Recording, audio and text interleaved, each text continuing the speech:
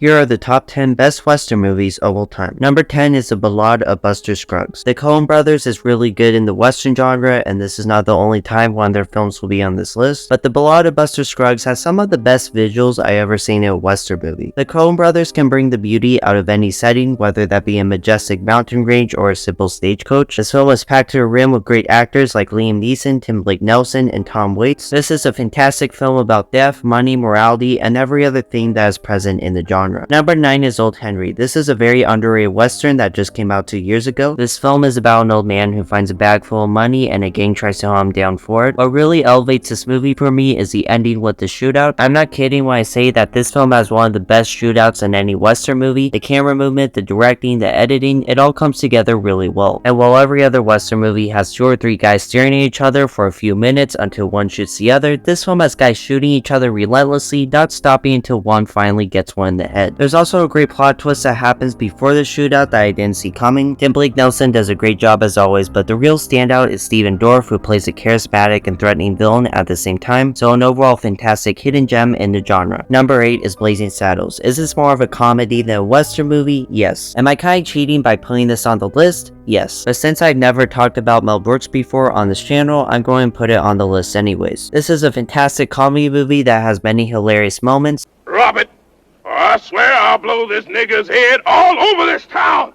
Oh, Lordy Lord, he's desperate. Do what he say. Do what he say.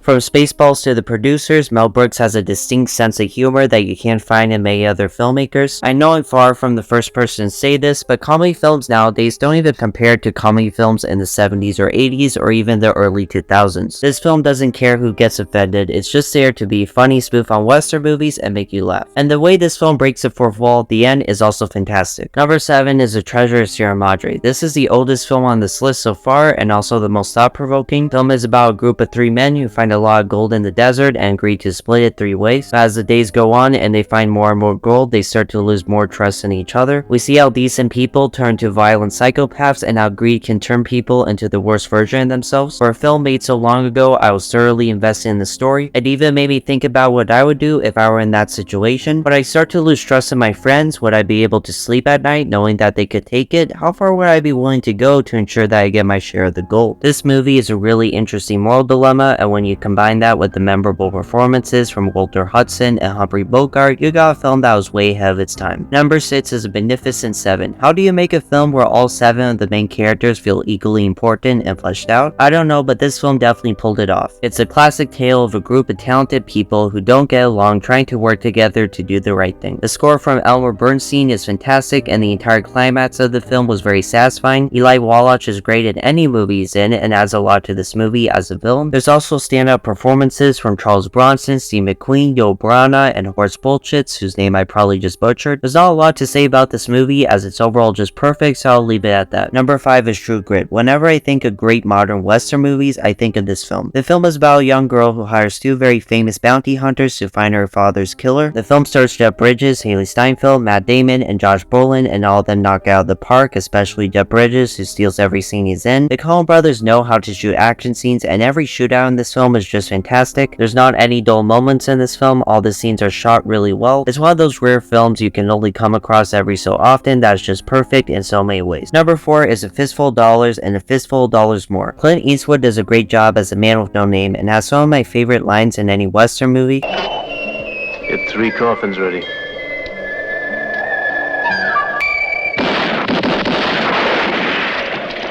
My mistake.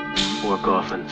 The villain is made hateable, and the final battle where he's being shot in the chest but keeps getting back up is just iconic. A Fistful of Dollars More is basically everything great from the first movie but made even better. You have Cleveland Chief as another bounty hunter who has great banter with Clint Eastwood. There's a lot more humor, a better villain, a better soundtrack, and is overall a sequel that improves over an already great original. They work really well as a double feature, and also I want this video to be a top 10 instead of a top 11 because that looks better as a video title, so I put them both at number 4. They're both classic Western movies that remain classics to this day. And before I get into the top 3, if you enjoy this content and want to see more of it, consider subscribing. Number 3 is Once Upon a Time in the West. This may not be number 1, but this is definitely the second best soundtrack of any Western movie, and Ennio Morricone has some of my favorite film scores from The Thing to Fistful of Dollars, and the score for this film is engraved in my memory. The Man with the Harmonica, Farewell Cheyenne, Jill's America, every song in this film feels essential. The characters' emotions, the beauty of the settings, the weight behind every scene, it feels like it's being portrayed by the music. Harmonica, played by Charles Bronson, is an iconic Western movie protagonist, and Frank, played by Henry Fonda, is an iconic Western movie villain. This movie makes you feel like you've been brought into this other world, and it's just a beautiful piece of art that you gotta see for yourself. Number 2 is Unforgiven. Clint Eastwood has proven himself to be a great director and actor, and when you have a film where he does both at the same time, you know you're getting something special. Unforgiven is about an old man who used to be a famous gunslinger and murderer, but will retire after getting married and having a family. But after his wife dies and his farm is a failure, he goes on one last bounty with his old partner to get some extra cash. This is one of the most grounded Western movies I've seen, and even though it doesn't have a ton of shootouts or action scenes, it makes up for it with the compelling characters and premise. Gene Hackman gives his best performance here and is able to be a threatening antagonist without being in many action scenes. This movie is kind of the opposite of Once Upon a Time in the West, as while that movie focused on the beautiful parts of the Wild West, this movie shows you the ugly parts. It's very realistic, doesn't shy away from showing some messed up stuff, and is overall a very mature film for this genre. I think it's nice to have a balance of artistic 3-hour epics like Once Upon a Time in the West and very character-focused dramas like Unforgiven. So an overall fantastic Western movie that would be in number 1 if it wasn't for this film. But number 1, the best Western movie of all time is The Good, the Bad, and the Ugly. What I really love about this movie is how it feels like a long epic journey. So much stuff happens in the movie, the characters go to so many places, and it feels like a fantastic 3-hour epic. Eli Wallach gives a great performance as Tuco, who is on surface level a really awful person, but once we start to learn more about him and get more scenes with him, he starts to become the most sympathetic and complex character in the movie. One thing about the title of this movie that I think a lot of people miss is that it doesn't just mean that Blondie is the good, Angel Eyes is the bad, and Tuco's the ugly. They can all be good, they can all be bad, and they can all be ugly, just like people in the real world. Sergio Leone is possibly the best filmmaker of all time. He really makes this movie feel big, and when you mix amazing directing with an amazing score from Ennio Morricone, probably his best score and the best score of any movie, you get some of the best scenes in film history. If you were to ask me what my favorite scene from this movie is, I wouldn't be able to choose. You have the brutal scene of Tuco getting beat up, the Civil War battle, the bridge blowing up where the filmmakers actually blew up the bridge, the emotional scene between Tuco and his brother. This scene,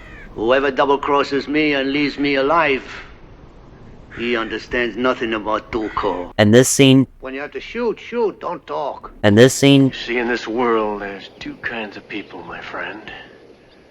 Those with loaded guns, and those who dig. You dig. and basically every badass line in this movie. But what really stands out about this movie is the final act. The scene where Tuco falls off his horse and hits his head on a tombstone, slowly getting up at the realization that this is a graveyard they've been looking for the entire movie, as the camera slowly pans out and Ennio Morricone's music starts playing, and then he starts running around the graveyard looking for the tombstone with the money while the Etsuki Gold plays is one of the best scenes in movie history. Then you follow that up with the 3 main characters doing the iconic showdown. All they do is stare at each other, nobody says a word, all while what I think is Ennio's best score plays in the background, and then you follow that up with the tense scene of Tuco almost getting hung and on the brink of dying. The last 20-30 minutes of this film is some of the best cinema that has ever been put on screen. This is a movie that got me into spaghetti westerns, and therefore it goes into the number 1 spot.